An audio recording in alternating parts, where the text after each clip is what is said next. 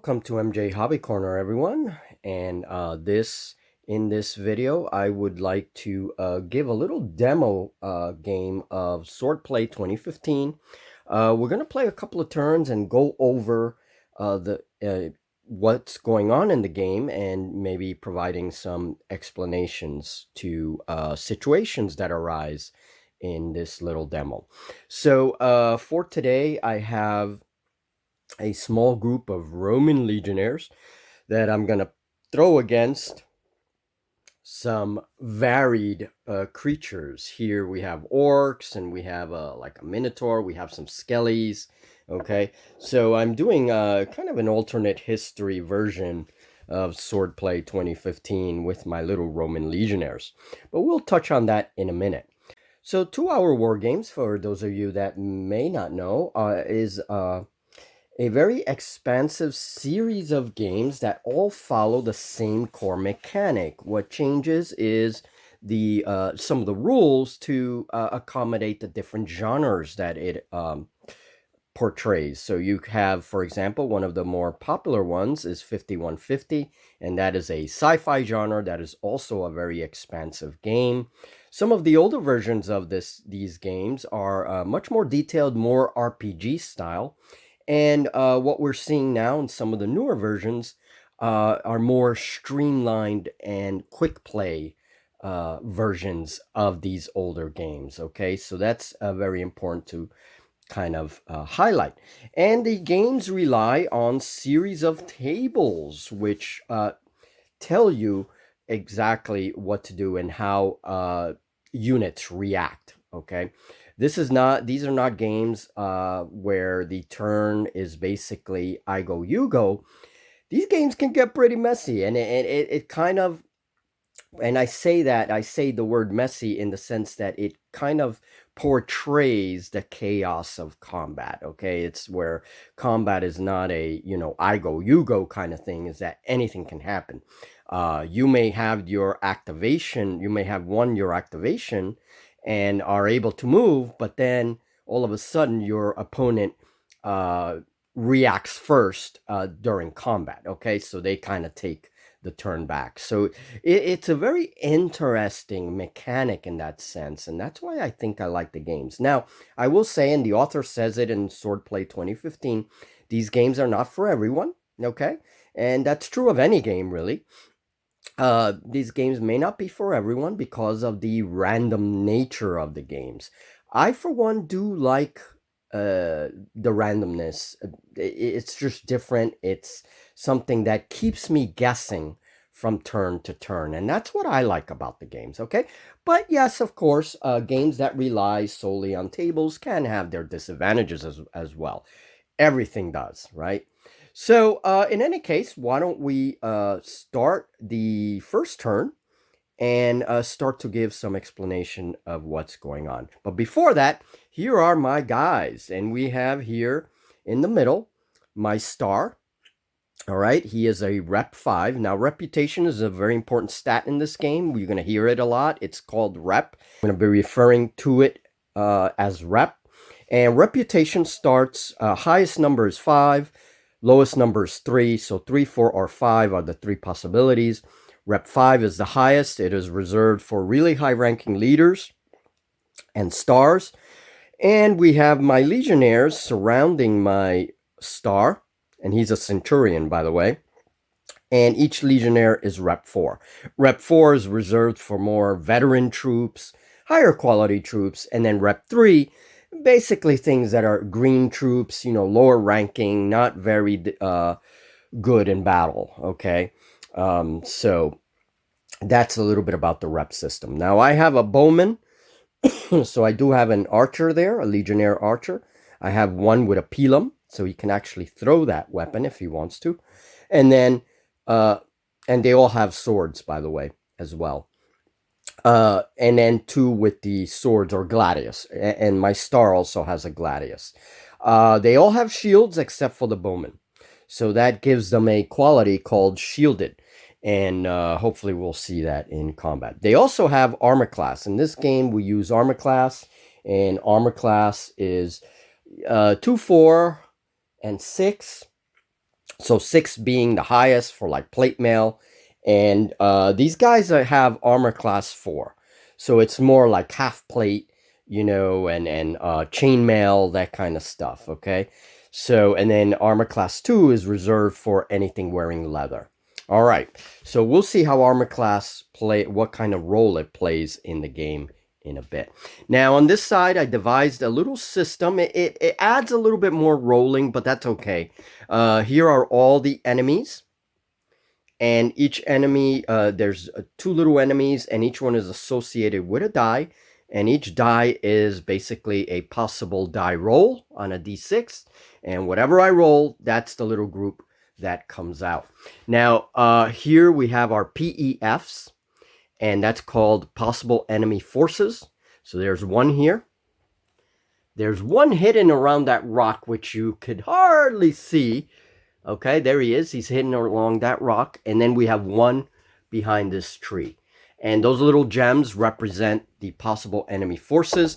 And in these games, the interesting thing is that you don't know what those gems represent. We could roll and suddenly realize that the gem was not an enemy force, but a group of chickens, or, you know, a little flock of chickens, or goats, or a cow wandering around, you know, or just a case of the nerves, basically. So that's very interesting about this game as well. Nothing is as it seems in 2-Hour War Game series. So I do like that about the game. Okay, and before I can begin, one very important thing about the board. Here's the board, okay? And we have some nice rocky cliffs there. We have a building. We have some trees scattered around. They're going to represent little areas of forest. We have a pond here. It is not impassable. It's very, very shallow. But we have a nice little pond here. And then we have another building and some more trees. Now, if you notice down here, before we can start playing, we want to set up our table. And what you do is you separate the table into 9 sections.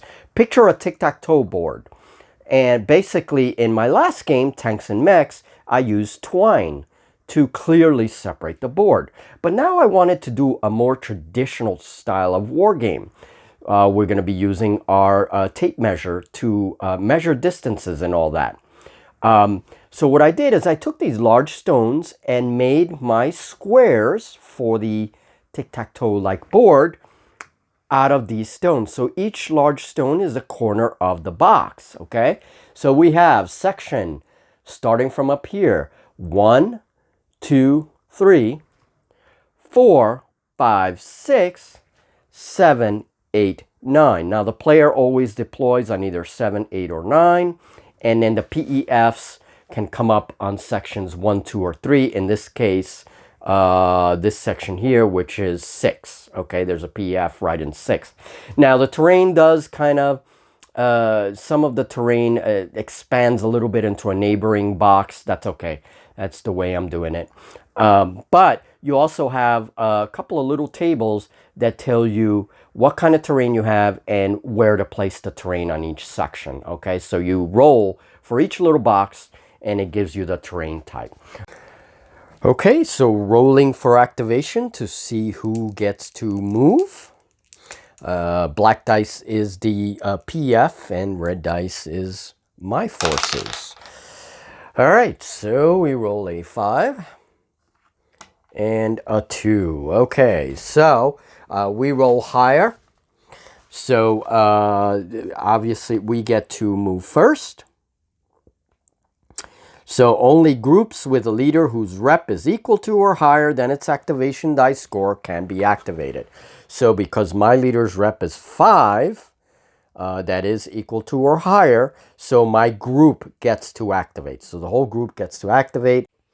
All right, so I'm going to move my forces. Now everyone moves 8 inches.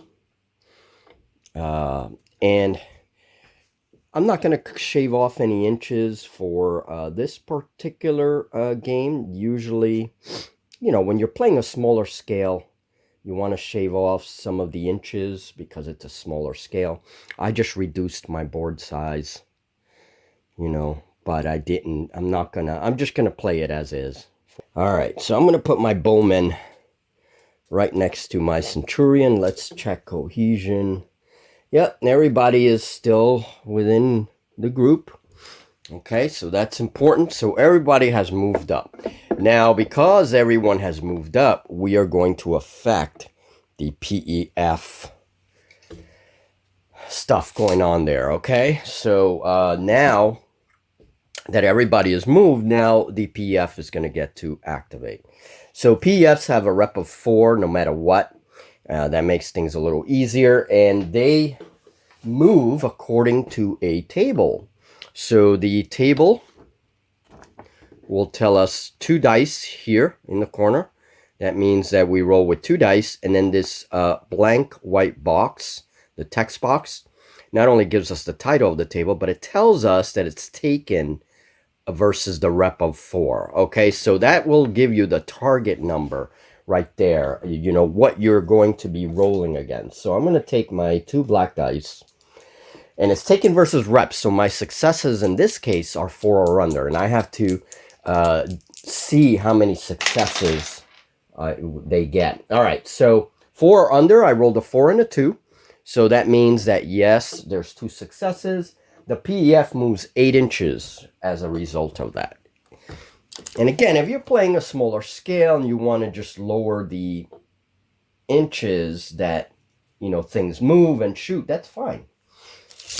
So he's going to move to cover if possible, and we are considering these stones here that mark my grid. We are considering them terrain. It's going to be cover. However, even in cover, like this guy can't see him. He's concealed to this guy, right? Because it's just a big stone. But this guy, my centurion, my star, can see him. And my bowman can see him, okay? Although, yeah, so my bowman can see him. This guy, yeah, let's put him a little bit into the stone. So this guy can't see him, this guy. So only 2 guys can actually see the PEF. Now, it's important to remember that when something is in cover, it doesn't affect line of sight. That's very important. Only concealment affects line of sight. So that's very important. So at the beginning of the game, or as we're playing, we have to really kind of think about, okay, well, does this rock cause concealment, or does it cause, you know, cover? In this case, it's going to cause concealment, but because of the position of the figures right here, there's still line of sight, okay, because there's nothing here to cover the line of sight, okay? It still can be considered cover for purposes of shooting against it and all that, okay? So there we go. It can get a little tricky. We just have to like standardize what we do in order to determine whether something is concealed or in cover. All right, so now we have to resolve the PEF because a resolution is triggered because of the 2 figures that are in line of sight. So it uses 2 dice, taken versus rep of 4, same exact thing for the PEF. And let's see. And there is 1 success, a 3 and a 2. 1 success means something's out there. Resolve the next PEF with 3d6. So could be a flock of chickens. It could be a cow. It could be a flock of murderous chickens. I don't know. But basically, we don't know what's out there yet. So that PEF stays where it is. The next one we're going to resolve with 3d6. So let's see. Let's try to move the next PEF in order. And there's 1 in that little cave in there. So let's try to resolve its movement. It has 1 success. That PEF inside that little cave, it stays where it is, does not move. We're going to go towards the last one, near the tree, behind the tree. This time we get a 2 and a 3. Those are 2 successes because it is a 4 or under. So this PEF gets to move 8 inches. We're going to move him 4. Now remember, he wants to move towards cover as best he can. So he's going to move right to the edge of the rock. That gives him cover. Okay. But again, same situation. He could be concealed from a figure on this side, but not on this side. This guy gets to see him. This guy gets to see him. And this guy probably not, because if we look at... well, no, not really. He's in Yeah, there's another figure in front of him. But I'm going to say that, yeah, that does provide some line of sight. So to do a resolution roll because they're in line of sight. We can't forget that. So take inverse rep of 4, exact same thing as movement. This time we get 6 and a 2, so it's 1 success. Something is out there. Again, our chickens or goats or some kind of other animals moving about making us nervous. So we don't know what those PEFs are yet, okay? We're going to go to the last turn. Now, I'm going to make sure that there is combat in this video. So if we don't have combat for whatever reason in this turn, I'll shut off the camera, get into a situation where there's some combat, and then turn it on and record that, okay? So let's do the activation again. And we're still on PEF mode. Okay, even numbers, we have to roll again. Even numbers. Okay, finally, we have a 6 and a 1. I won the activation. My number is equal to or higher than my rep, so all my guys get to activate. They only rolled a 1. Okay, so they do not get to activate first. We clearly won that activation. We are the moving side or activated side. I'm going to just call them the moving side. Okay, so I'm going to... Now, in order to claim my objective for this game, we have to reveal the PEFs. And once enemy figures come on the board, then we roll to see if they have the objective, okay? Then that changes things a lot. All right, I think I want to move my Centurion. My Centurion's not sure what's going on here. I'm just going to move him to this stone here. Okay, wants to take a clearer look.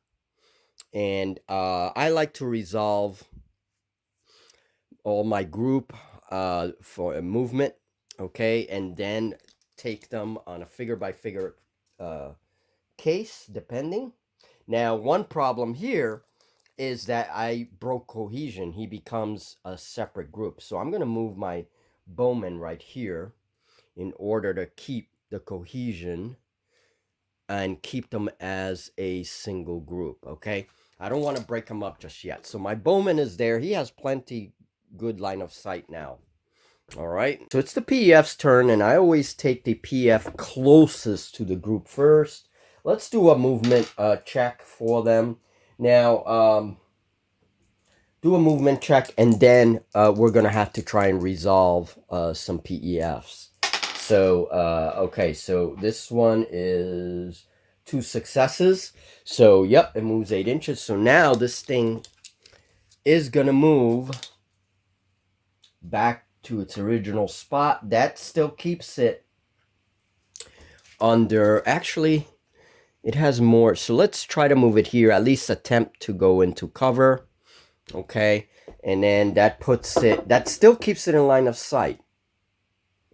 So we're going to have to resolve that.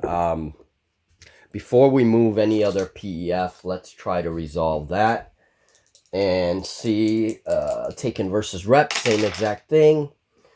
Here we have 6 and 5. So no, that's 2 failures. Okay, so what happens when you get 2 failures on resolution? False alarm. It turned out to be a flock of chickens. Flock of chickens. And that's it. It's not a real PEF. So we have 2 PEFs on the board. Turn 2, still no combat. We're kind of exploring the place, trying to see where this objective is. And we just discovered a flock of chickens. All right.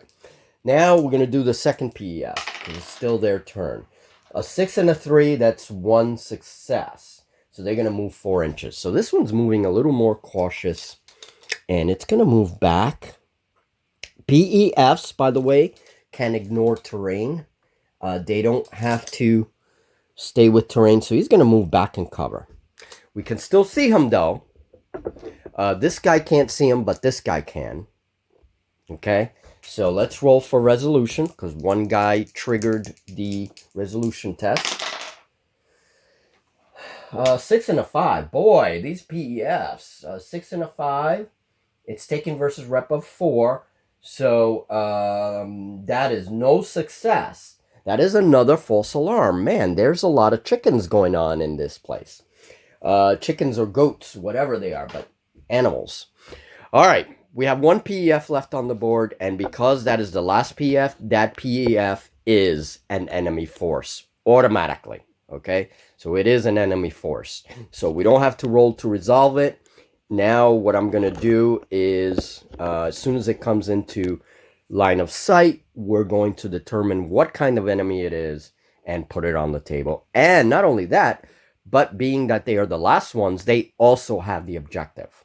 So we're going to have to kill them off in order to claim the objective and end the game, okay? Now, I'm not playing a full game, but let's see what other situation can arise from this. Okay, so I rolled once. PF did not move, okay? So we're going to be going into another turn. I have to do my activation again. But once I did all that, it is now they win the activation. So they are the moving side or activated side. I'm the reaction side. I'm the side that reacts. So basically, now that they moved the PEF into line of sight, we have to trigger it. So we now resolve it because we know that it's an enemy force. That's okay. Let me just re-roll that. Okay, so we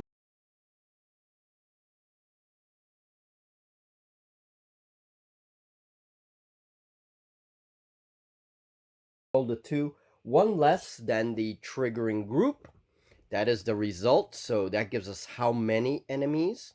And now I'm going to roll on my little system here, another d6. A 5. These are skellies. So it says one more than me. I have 5, so 6 skellies. Let's see if I have 6 skellies. If not, I'm going to have to use an orc. Let's see. 4. Okay, we're going to identify 4 dudes. 5. Yeah, I do have 6 skellies. Okay. And fortunately, skellies are not that strong. So, all right. But we have 6 of them. So, there we go. All right. So, the skellies have revealed themselves. They've come out of the ground, whatever it is. So, now it's fight time. Okay. It is still their activation because they won the activation. They are the moving side. So, now the skellies are what's called a non-player force. No longer PEF. There's no PEFs on the board. No possible enemy forces. They are the last group, so they automatically have the objective. So I'm just going to give it to one of the figures. Okay, so one of the figures has the objective. That is no longer a PEF. That's going to be the objective. And once that figure is killed, the objective is ours. So, all right. So now, let's see, Taken versus Rep. I rolled a 5. That is a 3-0. Melee class halts in place, and missile class, if loaded, will reload. If loaded and in range, will fire. Now, we don't have any bows. If we had archers among the skellies, they would fire now. Okay, but we don't. So what happens with them is they halt in place. They are a melee force, so they halt in place. They don't do anything. All right, it goes to me now. Okay, so I'm going to identify these skellies as the moving side and identify my guys as the non-moving side. And that's so that we don't mix the terms reaction and all that with that, okay? So the skellies did originally win the activation, so they became the moving side. And then, of course, they rolled on their behavior, the non-player force table, and it so happened that they stayed in place. They didn't do anything. All right. Well, they're still considered the moving side. However, we're now going to be doing something before any combat can occur called the insight reaction test.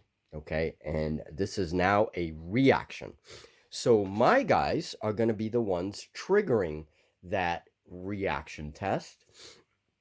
And before we can do anything, we're going to give them a free 2-inch movement before you do any kind of insight reaction test. And I'm going to move this guy about here so that he's not moving that close to them. That means that I have to move everybody, okay, free 2 inches, which means that some figures can actually come into line of sight and other figures won't. You know, so the situation can actually change. So I think, I think I'm going to move this guy here. That's my Pelum guy. Yep, he's in line of sight, so he can move 2 inches. That's my bowman. Let's change their frontage there. And now my leader moves 2 inches as well. And this is before doing any reaction. Now let's see what line of sight looks like.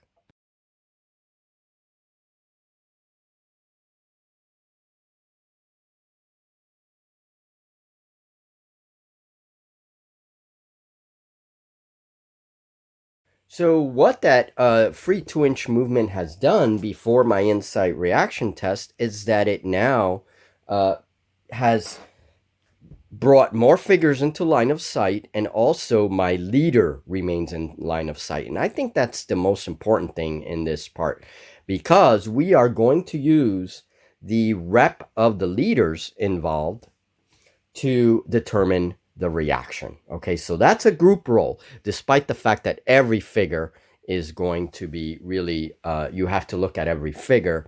Every figure is going to be triggering an insight test. Okay, we are using the rep of the leaders. So let's just, and I probably should have done this before. Let's just nominate one of these guys. Let's nominate this guy as a temporary leader for the Skellies. Okay, he is now rep 4. He's a temporary leader. He's going to be rep 4, and then the Skellies are all rep 3, so that doesn't change. Okay, so we're going to do that for purposes of the insight test. I could keep them at rep 3. That really kind of you know, screws them up, but you know, I could have kept them at rep 3, but let's give them a rep 4 leader there. So what happens when you're doing an insight reaction is you take the reps of the leaders for each guy. So that determines the number of dice that are going to be used. So he is rep 4, so rep 4 leader. And then my guy is a rep 5 star, rep 5 leader. So he uses 5 dice. So now, for the insight test, we are going to determine the number of successes in each of the groups. And I'm just going to look at my insight table. Now what we're doing is we're looking for the numbers of successes. But successes in this case are 1 through 3, 4 to 6. Because we're not looking, the table is the one that determines that. Because we're not looking for taken versus rep anymore, we're looking for numbers of successes. So all standard successes in the game, no matter what, are 1 through 3 success, 4 to 6 failure. So basically I got to roll a 3 or under. Okay, so let's see how many successes I get. The greatest number of successes is the winner, gets to react. So as you can see, the Skellies, although they halted in place, may actually get to react this combat. And that is the chaos of combat. All right, so I got 1 success here. I got a 3. I got 3 successes. A 4 and a 6 are failures. And the Skellies get 1 success. They're rep 4. Rep doesn't matter in this case. I'm sorry. 1 through 3. Okay, now we see an even result. So what happens is the triggering group wins the result in an even result. So to clarify, in an even result, right, both of us got the same number of successes. The non-moving side is the one that wins. In my case, I'm the non-moving side. And that's why I wanted to clarify and make sure that we knew who was the moving side and who's the non-moving side. Because remember, they won the activation at the very first roll of the game. Okay, so that's very important. So because we got an even result, we get to react first. Okay, so there's a number of things that happen because we won the insight reaction test. Missile figures that are loaded in the group will fire. Okay, now the Skellies don't have missile fire troops, so we don't have to worry about them. And anyway, they're not going to get to react right away anyway. So we get to do the actions here. So this is a missile fire troop, and this is a missile fire troop. Let's go with the spearman first.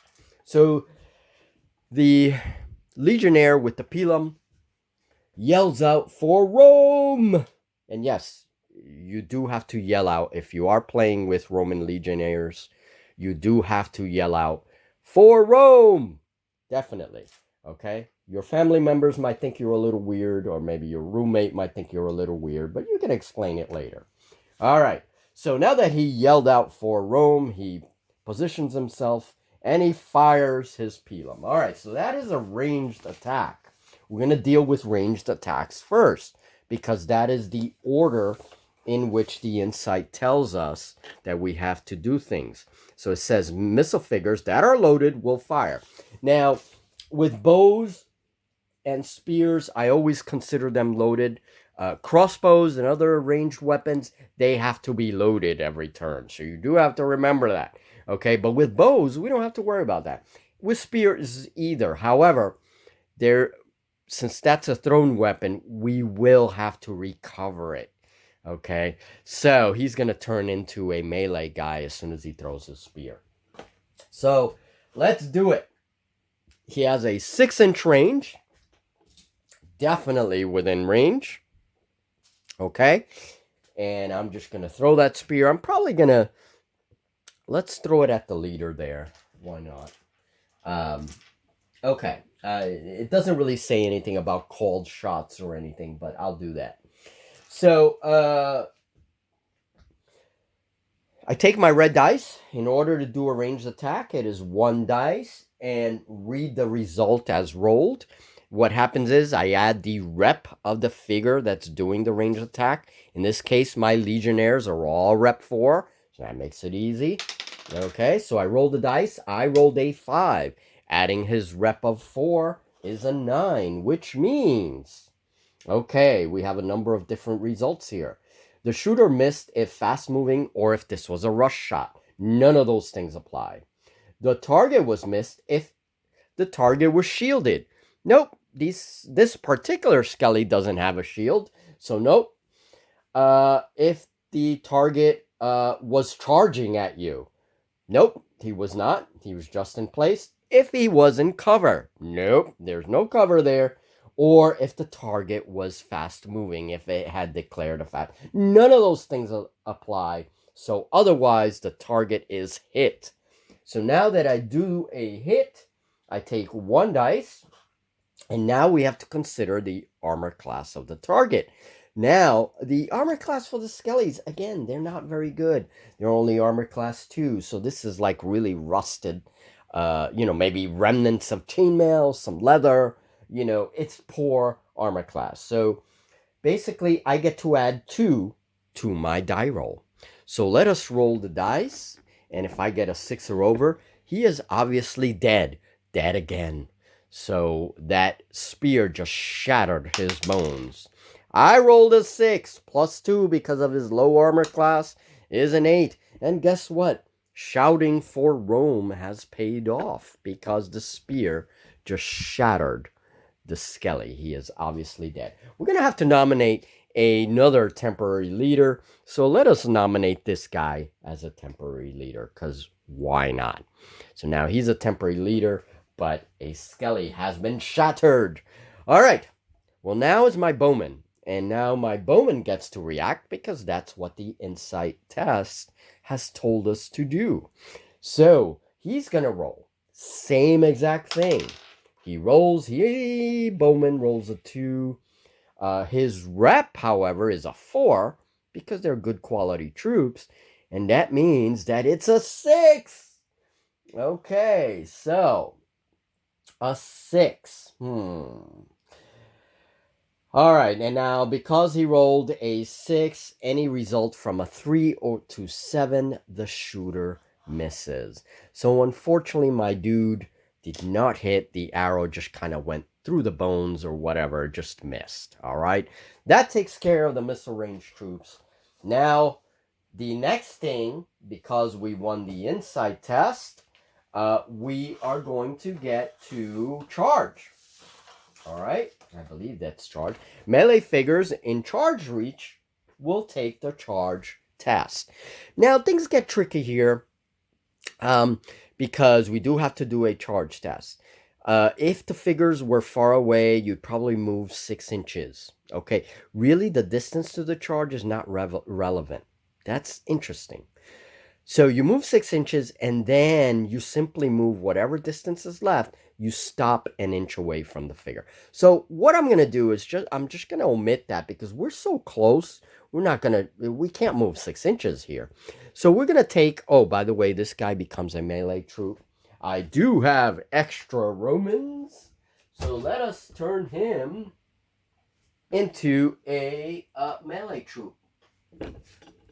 Okay, because until he picks up his Pelum again, he's not going to be able to become a range troop again. Let's put a dice somewhere. Let's just say that the dice is here. So that's where the Pelum is, okay? It doesn't state that in the rules. I'm just going to do that. So my Pelum landed there after shattering the bones of the dude. And it just like went through him and stuff. So it's over there. So if I get that guy back over there, or any of my melee troops, then they could become a ranged Pelum. You know, he could pick it up. That's interesting too. All right, back to our things. So now he is a melee troop, okay? And so now melee troops get to charge. Again, this is the interesting thing about these rules. This is why I like them. These rules are not for everyone. But this is why I like them. It's the fact that it's the tension that you don't really know what's going to happen. And that's precisely what many people don't like. It's that it's very randomized. There's a lot of rolling, right? So I get that, all right? And that's cool. That's cool. But what I like is the tension and the uncertainty that this brings forth. All right, so let's go and do things in order. My melee troops.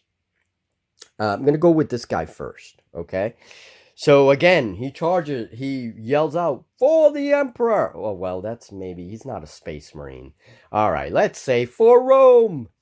And he decides to charge in. So we're going to stop him an inch away from the figure that has the objective. Now, this figure does not have a shield. He has the objective. He has some kind of box that he's holding in his bony, sinewy arm, okay? In his bony arms, there's a box there. So he's going to charge him first. And that box, we're assuming, is the treasure, whatever the objective that the Skelly is holding. So we could end this game right now, okay? As long as I claim that objective, I'm the winner. Or we could just continue and maybe the Skellies take back the objective. I don't know. Grim chance for the Skellies. All right, so I stop an inch away, and now I have to do a charge test. Yes, more tests. Okay, so I charge into melee. Now, this table says that I have to have 2 dice, so I pick up 2 dice, red dice, and it's taken versus rep. So the little white box tells me that it's taken versus the rep. So my guy's rep is 4 or under. I'm a good quality Roman legionnaire, proud, and so I will need a 4 or under, okay? Most things are under, the successes are under, okay? So now I'm rolling, and let's see, any circumstances. Target in cover? No, he's not in cover. Target charge to the flank? No. Target charge to the rear? No. Mounted target, the charger is mounted versus an unmounted target. No, that doesn't apply. I'm not mounted. If I were mounted on a horse, though, I would add another dice. But no, no go, no circumstance. Nice and easy. 2 successes, 4 or under. All right, I will roll a 4 and a 2. You're just going to have to trust me on that. So a 4 or a 2 is 2 successes. However, I did something wrong because these skellies have to roll 2 dice as well. Okay? And they roll 2 dice and see how many successes they get. Now, he's a regular skelly, so he is rep 3, so he needs 3 or under. Okay, he rolls a 4, which is 1 failure, and 1 success for the skelly. So 2 successes for me, 1 success for the skelly. So I passed 1 more d6 than my opponent, and the target may not fire. He's not a bowman, so he doesn't care. And now I can move my guy into charge. Okay, so I passed my charger test, and you're thinking, wow, so many tests. Yeah, but it's okay. Once you learn the stuff, it actually becomes kind of fun. All right, so melee combat. That's my opinion anyway. All right, so my Roman guy is yelling all kinds of Roman,